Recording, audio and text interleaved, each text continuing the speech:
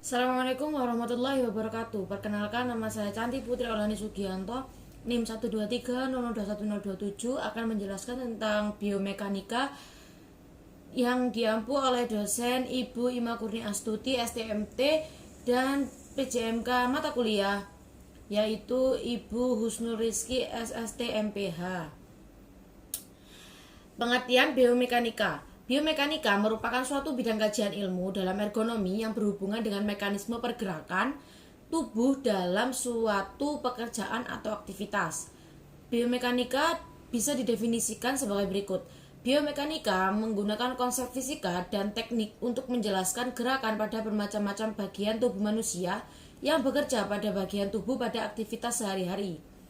Biomekanika kerja. Seorang pengamat membuat istilah biomekanika kerja atau occupational biomekanik yang didefinisikan sebagai studi mengenai interaksi pekerja dengan peralatan, mesin, dan material sehingga pekerja dapat meningkatkan performasinya dan sisi lain dapat meminimalkan resiko cedera kerja atau muskuloskeletal. Lalu biomekanika menggunakan konsep fisika dan teknik untuk menjelaskan gerakan pada bermacam-macam bagian tubuh manusia dengan gaya yang bekerja pada bagian tubuh pada aktivitas sehari-hari. Hal ini mengandung pengertian bahwa biomekanika menyangkut masalah faal tubuh, keilmuan fisika, dan perilaku manusia. Biomekanika bekerja mengkaji perilaku tubuh manusia dengan aspek-aspek mekanika gerakan anggota-anggota tubuhnya. Pengetahuan tentang biomekanika sangat diperlukan untuk mengetahui mekanisme terjadinya kecelakaan kerja, sehingga pendekatan yang efektif dan ilmiah dapat membantu manusia bekerja dengan aman. Contohnya, aplikasi dari biomekanika adalah penetapan berat beban angkatan yang direkomendasikan pada pekerjaan penanganan material secara manual sehingga mengurangi terjadinya cedera tulang belakang bagian bawah atau lower back pain. Lalu jenis-jenis biomekanika. Ada dua jenis biomekanika, yaitu satu general biomekanik. Nah, general biomekanik adalah biomekanika yang membahas hukum dan konsep dasar yang mempengaruhi tubuh organik manusia baik dalam posisi diam maupun bergerak. Dalam general biomekanik sendiri meliputi dua bagian, yaitu satu biostatik dan dua biodinamik. Biostatik adalah bagian yang hanya menganalisa tubuh pada posisi diam atau bergerak pada garis lurus dengan kecepatan seragam atau uniform. Untuk biodinamik itu bagian yang berkaitan dengan gambaran gerakan tubuh tanpa mempertimbangkan gaya yang terjadi atau kinetik dan gerakan yang disebabkan gaya yang bekerja dalam tubuh atau kinetik. Mempertimbangkan gaya yang terjadi atau kinematik dan gerakan gaya yang disebabkan gaya yang bekerja dalam tubuh atau kinetik. Lalu nomor 2 ada occupational biomekanik. Occupational biomekanik berkaitan dengan interaksi fisik antara pekerja dengan mesin, material, dan peralatan sehingga dimana memiliki tujuan dalam meminimalisir keluhan atau kelelahan pada sistem kerangka otot untuk meningkatkan produktivitas kerja. Biomekanik ini dikolaborasi dengan bagian-bagian tubuh seperti tulang, jaringan penghubung atau connective tissue, dan otot. Lalu penerapan biomekanika. Aktivitas yang dilakukan manusia tetap membutuhkan usaha fisik dan penanganan manual terhadap material dan peralatan. Sehubungan dengan ini, kegiatan manual material handling atau MMH tetap diperlakukan untuk kondisi-kondisi kerja. Adapun dampak negatif MMH adalah kesehatan dan keselamatan kerja atau K3. Kesehatan keselamatan kerja K3. 25% kecelakaan kerja terjadi akibat salah urat pada punggung. Di negara industri diperkirakan 70% hingga 80% penduduk mengalami berbagai macam sakit punggung atau back pain. Berdasarkan data perkiraan terakhir, sekitar 10 hingga 15% populasi mengalami sakit punggung bagian bawah atau low back pain. Suatu lembaga yang menangani masalah kesehatan dan keselamatan kerja di Amerika atau NIOSH, National Institute for Occupational Safety and Health, melakukan analisis terhadap faktor-faktor yang berpengaruh terhadap biomekanik, yaitu 1. Berat dari benda yang dipindahkan. Berat dari benda yang dipindahkan, hal ini ditentukan oleh pembeban langsung. 2. Posisi pembeban dengan mengacu pada tubuh. Hal ini dipengaruhi oleh 1. Jarak horizontal beban yang dipindahkan dari lantai.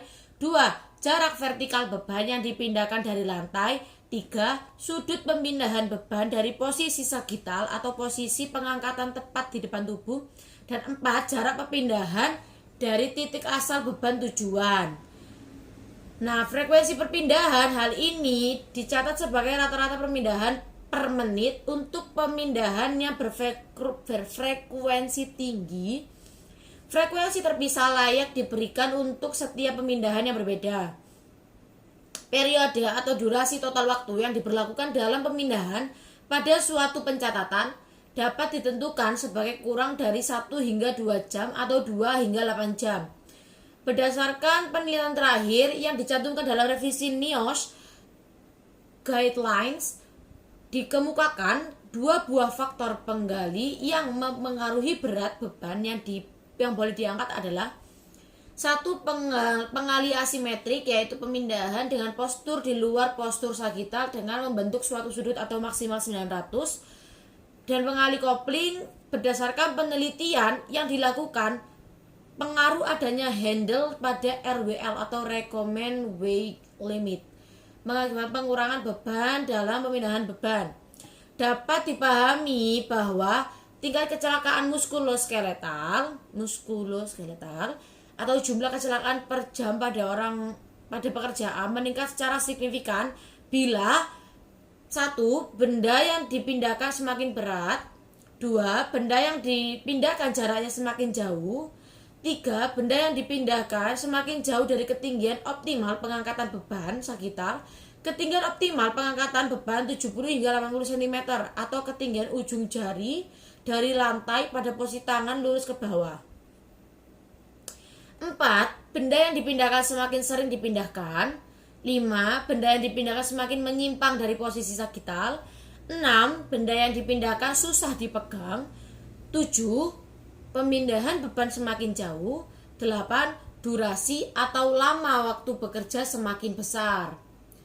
Nah, lalu apa sih hubungannya dengan tulang? Nah, tulang itu kan sebagai alat meredam dan mendistribusikan gaya atau tegangan saat melakukan aktivitas kerja. Tulang yang besar dan panjang berfungsi sebagai pembanding terhadap beban. Tulang juga terikat dengan otot dan jaringan hubung atau connective tissue, yakni ligamen, cartilage, dan tendon. Dalam aplikasinya di biomekanik berhubungan dengan kerangka manusia.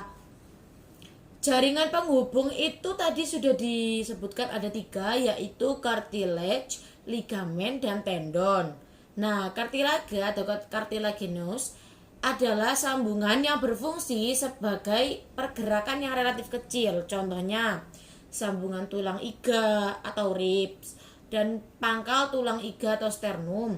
Kartilage sendiri memiliki bagian khusus antara vertebrata atau ruas-ruas tulang belakang, yaitu dikenal sebagai intervertebratal, yang terdiri dari pembungkus dan dikelilingi oleh inti atau popliteal. Vertebrae juga terdapat pada ligamen dan otot. Gerakan yang relatif kecil pada setiap ruas mengakibatkan adanya fleksibilitas tubuh untuk membungkuk, menengadah, dan memutar. Sedangkan disk berfungsi sebagai peredam getaran pada saat tubuh bergerak, baik pada saat translasi dan rotasi. 2. Ada ligamen. Ligamen berfungsi sebagai penghubung antara tulang dan stabilitas sambungan atau joint stability, atau untuk membentuk bagian sambungan dan menempel pada tulang. ligamen tersusun atas serabut yang letaknya tidak paralel. Oleh karenanya, tendon dan ligamen bersifat inelastik dan berfungsi pula untuk menahan deformasi. Adanya tegangan yang konstan akan dapat memperpanjang ligamen dan menjadikannya kurang efektif dalam menstabilkan sambungan atau join. Adapun contoh sambungan ligamen diantaranya seperti gerakan mengangkat tangan, sambungan siku dengan sambungan bahu, pergerakan rotasi seluruh tangan pada sumbunya, dan gerakan lengan tangan pada sambungan pergelangan tangan. Lalu ada tendon.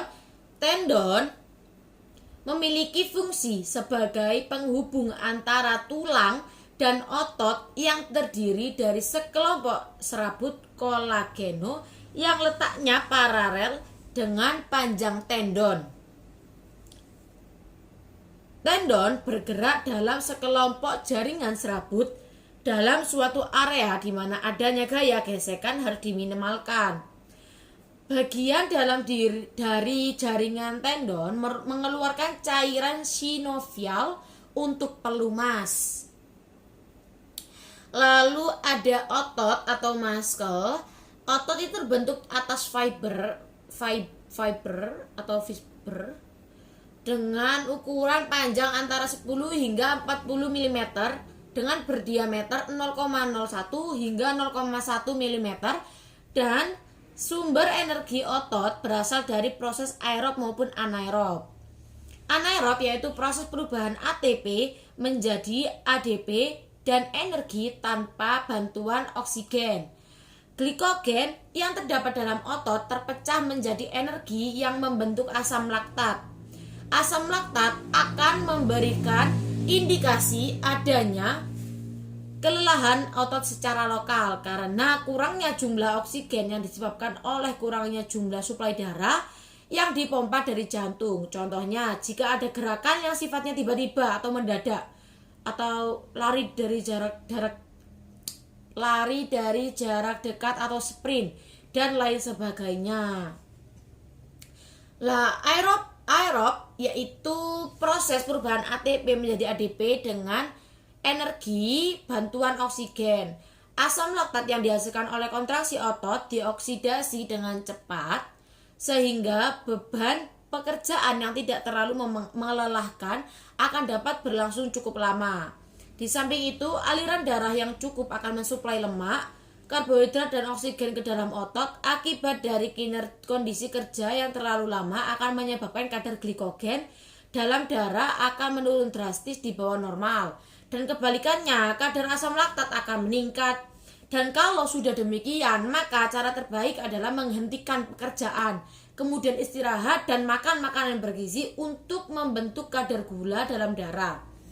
Hal tersebut adalah merupakan proses kontraksi otot yang telah disederhanakan analisa pembangkit energinya dan sekaligus menandakan arti pentingnya aliran darah untuk otot. Oleh karenanya, para ergonom hendaklah memperhatikan hal-hal seperti berikut untuk untuk mungkin dihindari saat bekerja, yaitu beban otot statis atau static muscle load. 2. Oklusi, penyumbatan aliran darah karena tekanan, misalnya tekanan segi kursi pada popliteal atau lipat lutut.